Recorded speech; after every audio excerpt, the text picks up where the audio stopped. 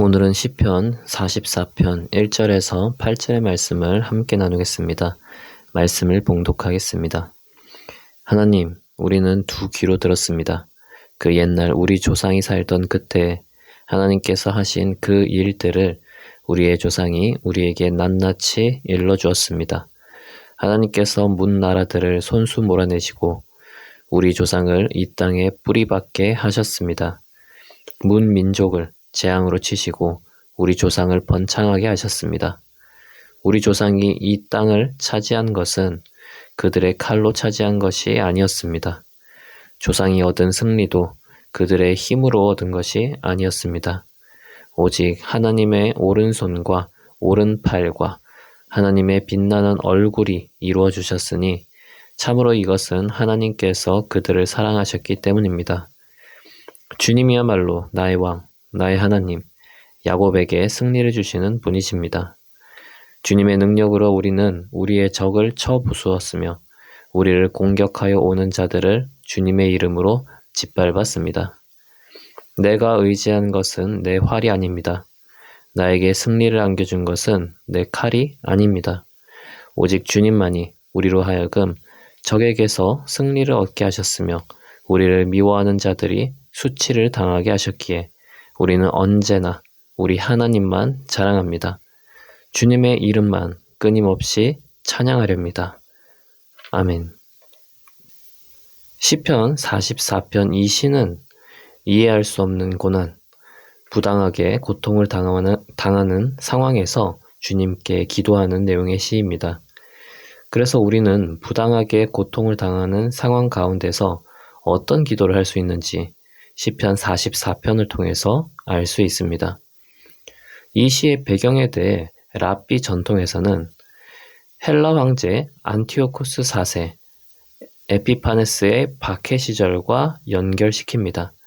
에피파네스는 셀루쿠스 왕조의 왕이었는데 셀루쿠스 왕국은 헬라 제국이 알렉산더 대왕이 죽으면서 분열된 왕국 중 하나입니다. 에피파네스는 이집트의 프톨레미 왕조를 공격하러 갔는데 이미 당시에 로마의 통치권 아래 있던 프톨레미 왕조와의 전쟁에서 힘도 제대로 써보지 못하고 패배하여 귀국을 하다가 유대의 예루살렘에 들러 온갖 만행을 저지르며 분풀이를 했습니다. 이때 유대의 한 만행이 예루살렘 성전에 피를 뿌려서 성전을 모독하는 일, 그리고 사람들을 잔인하게 죽이고 또 제사장들을 잡아서 마차로 깔아뭉개 죽이는 일, 이와 같은 여러 가지 만행들을 저질렀습니다. 그래서 후에 유대에서는 마카비 혁명이 일어나게 되었습니다. 그런 상황 가운데서 시인은 이 시를 썼다고 우리는 볼 수 있습니다. 오늘의 말씀인 시편 44편에서 시인은 먼저 주님이 가나안 땅에 이스라엘 민족을 정착시켜 준 일에 대해서 고백을 합니다. 그런데 이스라엘이 가나안 땅에 정착하게 된 것은 이스라엘이 한 일이 아니라 하나님께서 문 민족을 물러나게 하시고 이스라엘을 번창시켜 주신 것이라고 고백을 합니다. 하나님의 은혜로 가나안 땅에 살게 되었고 또 과거에 승리할 수 있었음을 고백한 것입니다. 그리고 이 모든 것은 하나님께서 이스라엘을 사랑하셔서 이루어진 일이라고 고백을 합니다. 이렇게 고백을 하는 이유는 하나님께서 이스라엘을 선택하신 것에 대한 신뢰가 있기 때문입니다. 알 수 없는 고통을 당하는 지금도 주님께서 선택하시고 사랑하기로 한 민족이기에 하나님의 사랑이 필요하다는 의미가 내포되어 있는 고백입니다. 이어서 시인은 하나님께 모든 승리를 주시는 분임을 고백합니다. 이스라엘 역사 가운데 가나안 땅 입성한 일뿐만 아니라 수많은 전투가 있었습니다. 그리고 그때마다 주님의 능력을 의지하여 적을 쳐부수고 승리를 얻었습니다. 시인은 역사적인 일들을 포괄적으로 언급을 하며 하나님께서 모든 승리를 주셨다는 그런 신뢰의 고백을 합니다. 그리고 8절에서는 우리는 언제나 하나님만 자랑합니다. 주님의 이름만 끊임없이 찬양하렵니다. 라고 고백을 합니다.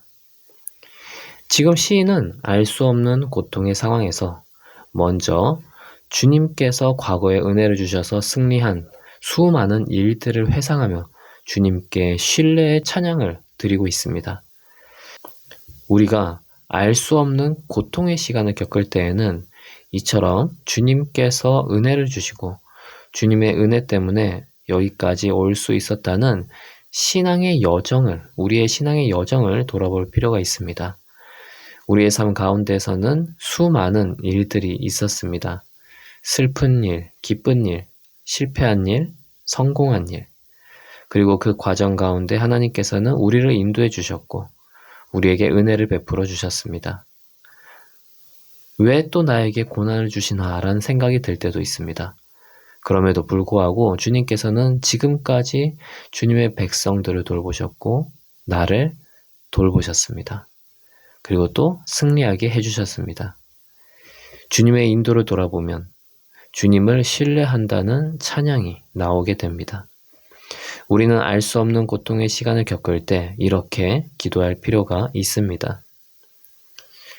우리가 시편 44편에 대해서 더 봐야 하지만 유대인 신학자 아브라함 헤셀은 1939년에서 1945년에 일어난 홀로코스트의 순교자들에게 히브리 선지자들에 대한 작품을 헌정을 했는데 그 내용 가운데 시편 44편을 인용했습니다. 홀로코스트를 당한 자들에게 시편 44편의 내용을 인용해서 위로한 것입니다. 그만큼 시편 44편은 알 수 없는 고통의 시간을 지나는 이들에게, 부당한 고통을 당하는 이들에게 주어진 시입니다. 기도하겠습니다. 하나님 아버지, 우리는 모든 것을 다 알지 못하기에 우리가 알 수 없는 일들이 일어나고 우리가 부당하게 고통을 당하는 일도 일어납니다.